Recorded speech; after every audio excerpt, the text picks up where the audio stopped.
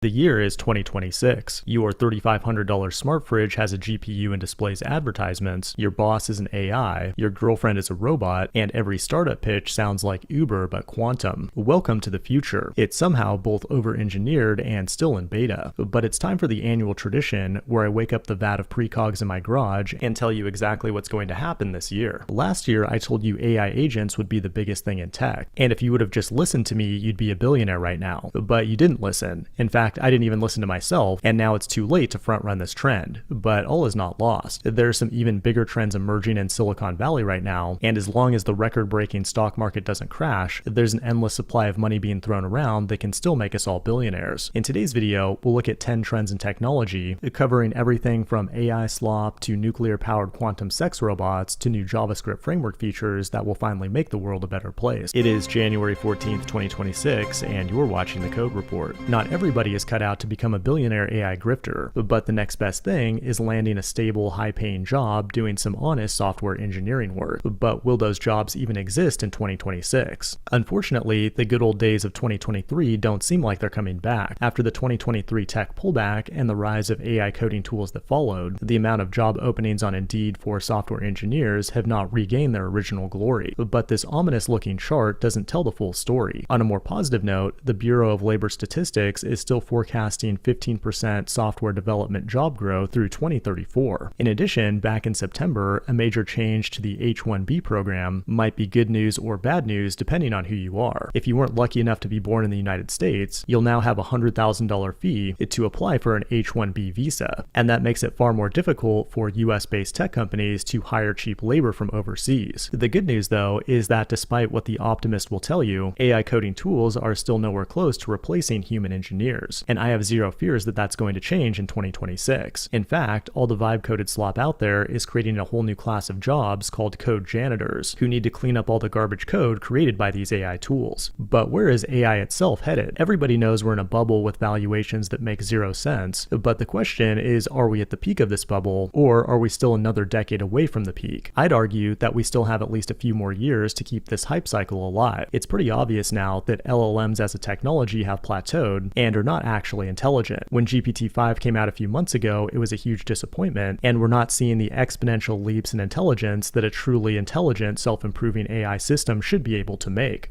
But don't get me wrong though, the current AI technology is legit amazing. Remember, we're only a few years into this trend. Programmers were the early adopters of the prompt casino, but there are companies out there working day and night to replace stupid, smelly, squishy humans, and if you're someone who does spreadsheets for a living, is a mid-level manager, or even a graphic designer, you might no longer be necessary in the future. AI is definitely stacking up victims in the job market, and even activities that were once respected, like being a Stack Overflow poster, are now completely dead, just as I predicted a few years ago. But another sign the bubble's not over yet is the fact that most AI companies are still private. Eventually a time will come when you see a wave of IPOs in the stock market to hand these bags from VCs over to the public. And when that wave of IPOs arrives, you'll know the charade is coming to an end. And there's a good chance that wave comes in 2026. As SpaceX, OpenAI, and Anthropic are all looking to go public, with some of the biggest IPOs in the history of the world. But before that happens, one of the biggest drivers to keep the AI hype going in 2026 will be robots, humanoid robots. Just a few weeks ago, 1X started taking orders for their Neo robot, which can do your laundry, wash your dishes, and just be a friendly, helpful slave that will never rebel. In addition, Figure robots and Tesla Optimus are being pushed as replacements for manual labor in factories. As of today, the tech is still pretty bad and requires a lot of teleoperation, but companies like Google and Nvidia are providing the base technology that allows any founder to Frankenstein together some clanker and raise a bunch of money. 2026 is the year we'll finally see these things roll off of assembly lines. But what if you could turn yourself into a robot or cyborg? Well, wearable AI tech is another big trend to watch for. We've already had massive flops like the Rabbit and Humane Pin, but OpenAI is still in collaboration with Johnny Ive to make some wearable that will actually be good this time, or so they say. In addition, you've got old companies like Nike building things like battery-powered shoes that will finally allow the white man to jump. And I can't wait for the NBA to approve this and see dudes dunking from half court. But until that day comes, I'd rather just get my my entertainment from virtual worlds in my VR headset. The Apple Vision Pro was supposed to finally make virtual reality mainstream, but as I correctly predicted, it was a massive flop. I got a lot of hate from Apple fanboys for making that prediction, but it's not over for the Vision Pro. There are rumors of a lower cost version in the works that could turn this flop around. Meanwhile, Meta is making huge investments in augmented reality, but ultimately, I think the VR/AR space will mostly remain an unprofitable niche area, even though the tech itself is extremely impressive. But the lion's share of the profits are going to continue flowing into chip designers like Nvidia and ARM, and chip fabricators like Taiwan Semiconductor. AI mania has created an insatiable demand for linear algebra, and the barriers to entry in this industry are so high that these companies will continue to slurp up most of the profit. The only company that really screwed things up is Intel, which is both a chip designer and a fab. And in 2025, it looked like it was on the verge of going out of business, but luckily Trump stepped in and had the US government buy a 10% stake in Intel, thus preventing the free market from working like a free market. And Intel is poised to continue its turnaround in 2026. It's just too big to fail. But cloud providers like Azure are having a hard time even finding enough electricity to plug in their Nvidia GPUs. As demand for AI scales up, it could lead to a resurgence in nuclear power, even as many countries in the West start to dismantle their reactors. China, on the other hand, is building all kinds of new reactors, but there are companies like Oklo, which are attempting to get regulatory approval for these small modular reactors, which could potentially give every data center its own self-contained power source. Instead of acres of these ugly intermittent solar farms or wind farms, the future might have these tiny little reactors in every neighborhood. What could possibly go wrong? And we're already seeing this play out, with Zuckerberg announcing a big deal with Oklo to put a reactor in Ohio. But maybe this trend will never play out because computers get colder and faster, like billions of times faster, running at absolute zero temperatures. In 2025, we saw some major advancements in quantum computing, most notably with Google's Willow chip. Then, just a few months ago, Google announced its quantum echoes algorithm that measures disturbances at the subatomic scale. The first time in history, a quantum computer has actually run a verifiable algorithm that surpasses the ability of supercomputers. Quantum computers have been in development for decades now, but what's exciting is that we're finally starting to see the possibility of practical applications in the real world. When quantum computing hits version 1.0, it'll make the AI bubble look like child's play, and American and Chinese researchers are racing to get there first. But European tech leaders are also making big strides in technology, especially when it comes to water bottle caps and with the highly unpopular digital IDs, along with central bank-backed digital currencies. Despite nobody actually wanting these things, bureaucrats keep pushing them forward like it's a speedrun to the Black Mirror season finale. In the near future, every government-endorsed smartphone will become a portal to your bank account, your location, your social media posts, your adult website visits, and so on. The UK has been adamant that digital IDs are coming, while the European Central Bank recently announced that the Eurozone's digital euro pilot is moving into its next phase, with the pilot program expected as soon as mid-2027 and full issuance of a digital currency by 2029. They can take our lives and they can take our freedom, but they can't take our JavaScript. On the back end, Node.js keeps getting better and better and now supports TypeScript files with type stripping. Meanwhile, Dino keeps getting better and now has its own built-in module bundler. But all the kids these days are talking about Bun.js, a runtime that keeps getting faster but also has built-in support for Postgres and Redis, making it a very tempting choice for any new JavaScript project. On the front end, React.js still dominates despite the fact it sucks, but in the future it will suck less now that the compiler is officially stable. I'd still take Svelte or Vue, or